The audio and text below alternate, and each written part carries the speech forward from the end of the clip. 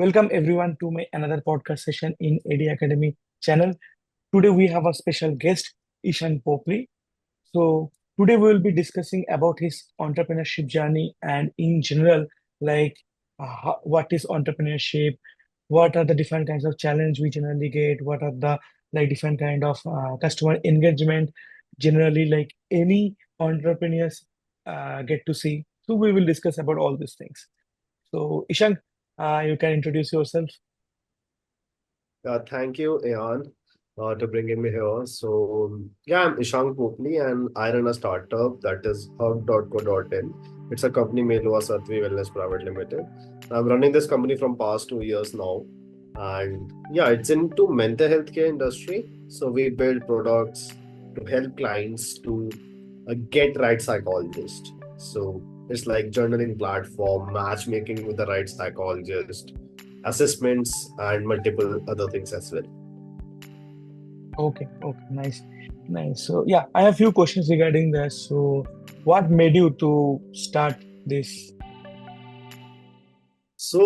This is my third startup. If I talk about technicality, yeah, technically it's my third startup, and in my first year of college, I was into that I have to do something of my own.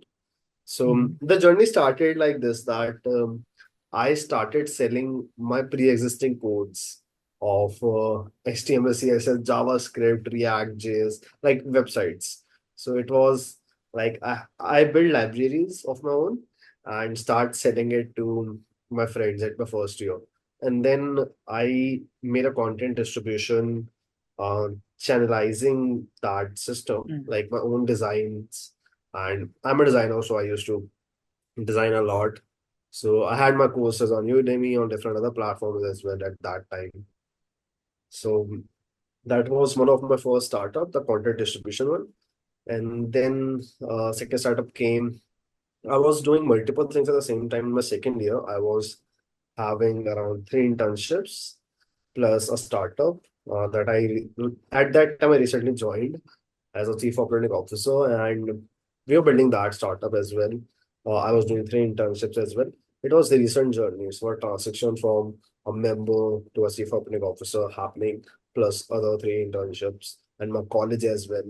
So it was a burnout for me, and then I went to therapy, and I found that this is not accessible that much and not affordable that much. So this idea came from that thing, and it turned out to be starting up a company into this industry.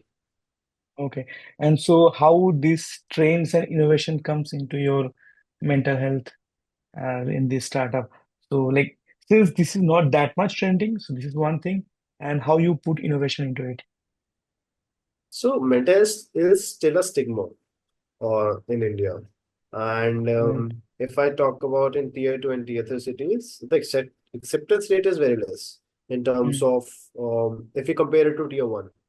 Mm. So, for example, cities like Delhi, Gurugram, Pune, Mumbai, they have acceptance rate, but if you go down to other cities like tier two and tier three, the acceptance rate declined. So, Mhm. challenges are, of course, making people um, like taking therapy is like making people go to therapy and trying to help them out. So making awareness or building awareness campaigns and multiple other things as well. So innovation is just like um, we have majority of the clients from tier two and tier three Mhm. cities. So the innovation came in terms of communication, how we communicate to the clients, and a technology part as well. We build accessible products. I'm a UX designer, so I try to make things much more simpler. There's a tech team who used to help us building that product in a simpler way. So yeah, it's more of building products and services that can streamline the therapy process. Okay, nice. And how you try to increase the customer engagement? So it's like talking to customers. It's if I talk about um, new age technologies, blockchain can't be integrated to therapy that easily, or it can say it will not. create an impact directly. Mm-hmm. Right. Newest technologies will not like be useful that much in terms of Mm-hmm. customer engagement, or can say consumer interaction and success. For the company, for the business, newest technologies can work amazing. It's like it can be a miracle. But if I talk about customer engagement, it's therapy, it's psychologist. So it's more of a human interaction. Mm-hmm. Customer have to like in a loop with humans, and humans are psychologists. So it's about a human touch. It's about How feelings. you It's about attract more customer like in that way? so if I talk about consumer engagement again and attraction of the consumer, attraction can be done through communication, providing the right knowledge. We have a newsletter, a virtual hub newsletter, and we Mm-hmm. have a huge engagement rate into that. So yeah, our newsletter is quite good. If I talk about um, like customer success, retention, and engagement, then it's like a loop of calls. We have recently we did a clarity call where it's 15 minutes free with the career experts and psychologists. If anybody is facing challenges in their career, we had a collaboration with the community. They provide like free services to the people who like are facing layoffs and are impacted by that. So we had a collaboration and we match these people to psychologists and help them out for free. So that was a consumer success, I will say, and the I will say a loop of satisfaction and direct communication with the consumer, because our old clients were booking sessions into that as well, because that was a name was clarity call. It was helping them out to get clarity in their life, in their professional and personal life. So this was also a thing. We used to Right. have campaigns, we used to have multiple collaborations for it. Yeah. Oh, okay, fine, great. So, like, I have one questions, like, and I'm very curious to know that. So, since our generation is heading towards AI, so everything is now AI powered. So, in that case, so how do you think that you can incorporate in your uh, app or in your business strategy? So AI is amazing. It's one of the human-made miracle. If I talk about the business perspective, every business can use AI and make things automated. For example, we have email bots, which usually like send mails on a regular basis. We have uh, like our data company can say we have around quite good data to analyze in like which is the major concern coming up. It can be trauma, it can be anxiety, it can be depression, or Mhm. what things are coming into the clients. So it's more of data analysis, but as it is a mental health care startup and mental health care industry, we have to like take things very politely and in terms of I talk about this industry, we have to look into the customer satisfaction and so it's more about customer privacy as well. So we need to check that out as well. So it's about AI can help into guessing us that what coming next. It's like figuring out how to prevent things up by utilizing the previous data and previous resources, and can help this industry grow in that direction. That, for example, India is one of the most impacted country in terms of mental health. It's like it's one of the most depressed country in the world. If I talk about because the population is high, of course, but if I talk about the ratio as well, it is alarming. So yeah, we can utilize the data previously done from America or from different countries who face similar problems.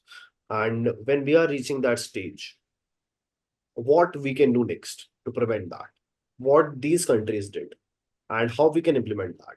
We can have the ML models, we can have AI that can streamline this process and help us out or to figure things out together. Yeah. Okay. So, like, do you have any kind of app or anything from where they do the booking? Yeah, it's a website, hugg.co.in. And Yeah. we have other multiple. platforms coming next month as well. So Hmm. yeah, it's the main platform is hug.co.in. Okay, sure. So I will put this links in the description so that like people can go and visit your website, and like if they feel they can obviously book a slot and a session. Okay. Yeah, Yeah. sure. So we'll be wrapping it up. And like before that, like I have a secret session for you. It will just take another 1 more minute. So I will have like 10 rapid fire questions.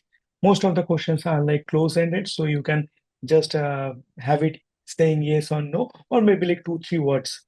Okay. Sure. Yeah.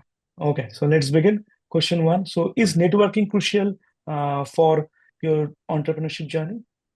Yes, of course. Do you think that AI will replace uh, different kinds of psychologists in future? No, not at all. Because it's a human touch thing. So no. Okay. Have you ever failed in any startup? That AI will replace someone? No, no. Have you ever failed in your previous startups? You mentioned like you have done Failed. failed. Yes.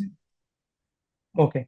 Right. Yeah. So is work-life balance achievable in entrepreneurship Uh, journey? no, like work-life balance, I will say it's not that thing for entrepreneurs. It's just like every time it's work and life is a work now. Yeah. Okay. Yeah. Do you rely on social media for your business growth?